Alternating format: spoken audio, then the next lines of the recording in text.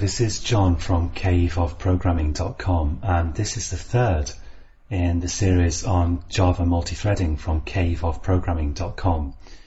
And in this tutorial we're going to start looking at the synchronized keyword in Java, and we're going to look at why you need it and what kind of problems you get with unsynchronized threads. So I'm in Eclipse, and I've got a class created here with a main method, and I'm just going to create an instance of this class because I want to give it some instance variables, and I'll give it a method called public void do work, just to have a kind of starting point to run. And I'm going to say app here.do work, so I'm just going to run this method in my main program. Okay, so in here I'm going to have some threads, a couple of threads that run, and I'm going to give app a private variable of type int, which I'll call count, and I'll set that initially equal to 0, although actually it would be initialized to 0 by default anyway because it's an instance variable. And in do work here I'm going to create a couple of threads, so I'm going to say thread t1 equals new thread.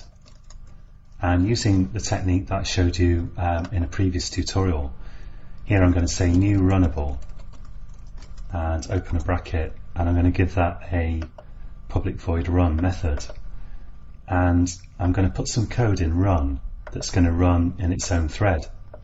So here I'm going to say let's have a loop, and I'll say for int equals 0, int I equals 0, I less than 10,000, and it has to be 10,000 to display the problem that I want to show you, or at least 10,000 or so, and I++. And in this loop I'm just going to increment count, so I'm just going to say count ++. Now I'm going to have another one of these threads, so let's just copy that, paste it down here, and have a thread t2. And then I'm going to start both of these threads, so t1.start and t2.start. So both loops are going to be running at the same time, roughly. And then I'm going to say sysout count is, and let's see the value of count. So we've got two threads trying to increment count 10,000 times each at the same time, so they're both accessing the same variable here. And then we display the value of the variable. Now you might already notice a problem with this code, and I'm going to run it and we'll see what happens.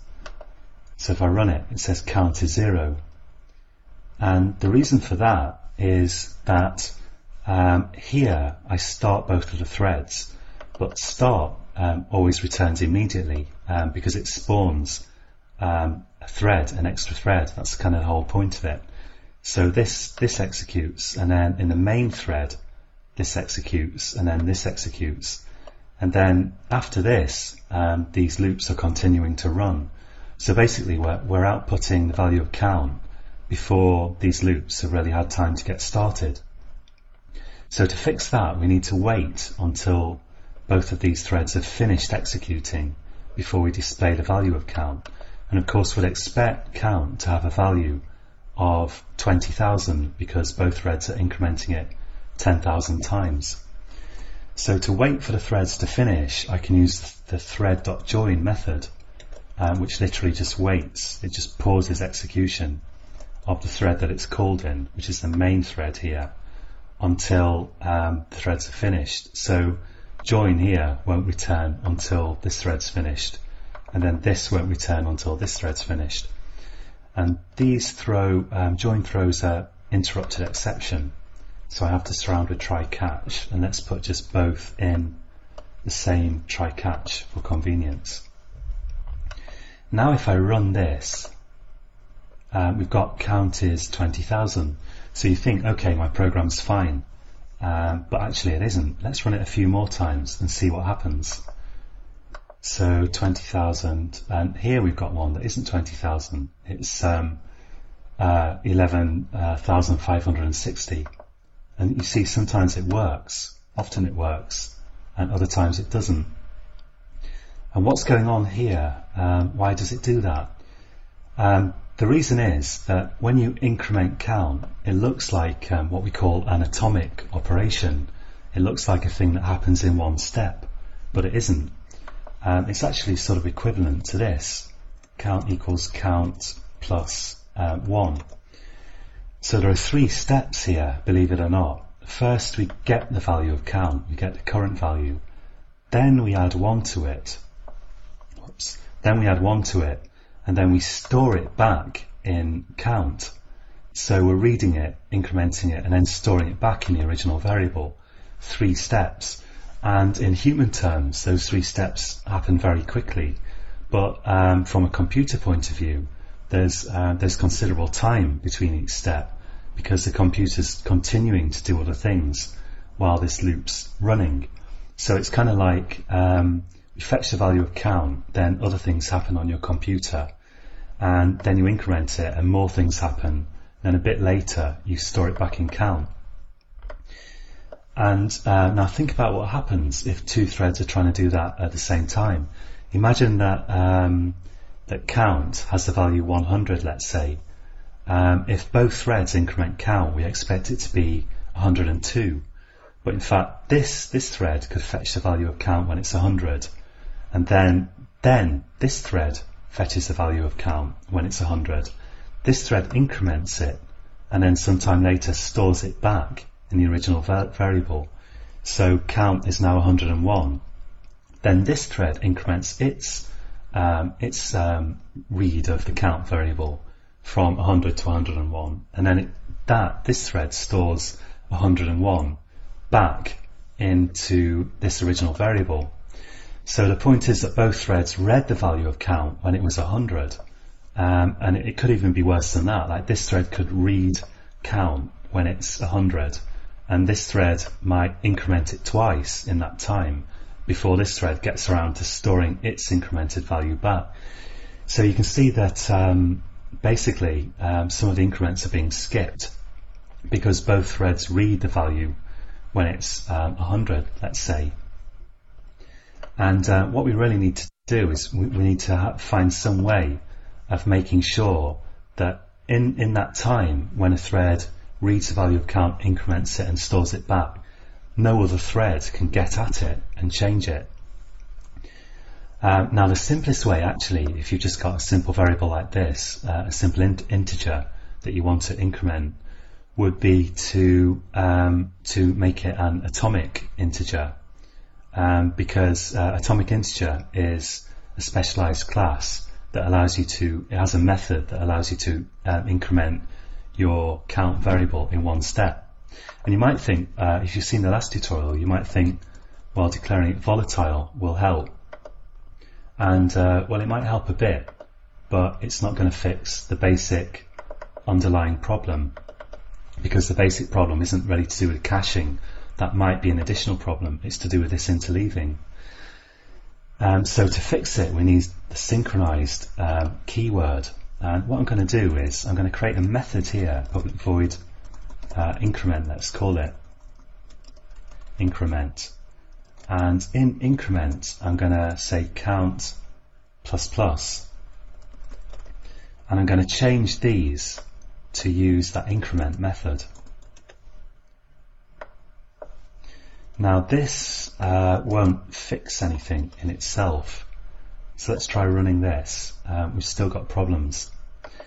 But what I can do is I can say that increment is synchronized. I just add the synchronized keyword on here, and now when we run it, magically it's always 20,000. We've got rid of those problems with the threads interleaving.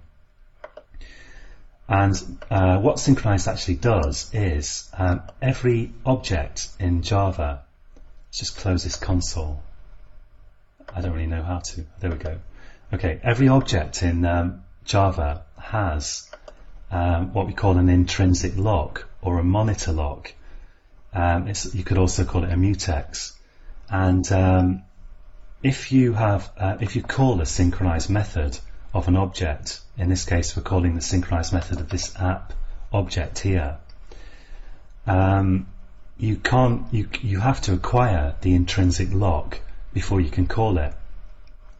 And the thing is that only one thread can acquire the intrinsic lock at a time.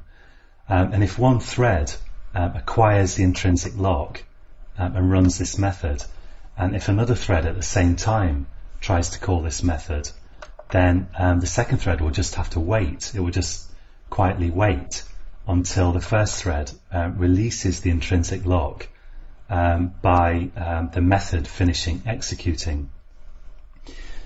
So every object has one of these intrinsic locks, and only one thread can acquire it at a given time.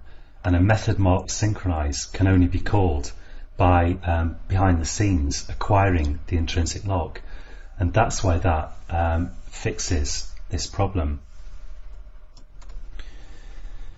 And you need to be aware of this whenever you've got multiple threads accessing shared data. And by the way, you don't need to declare this volatile now, because if you've declared, if you're running something in a synchronized block, then it's guaranteed that the current state of the variables in here, shared variables, will be visible to all threads, which is what volatile does. It just guarantees that all threads can see the current state of a variable, and Synchronized handles that itself.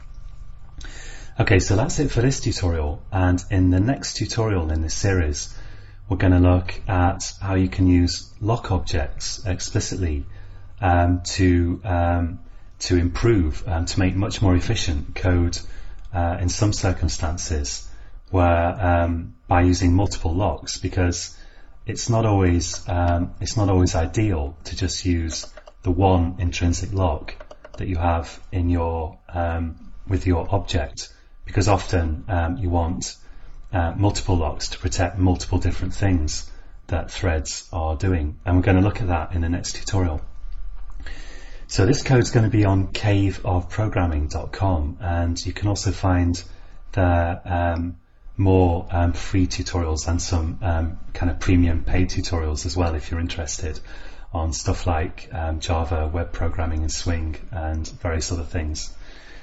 So that's it for now, and until next time, happy coding.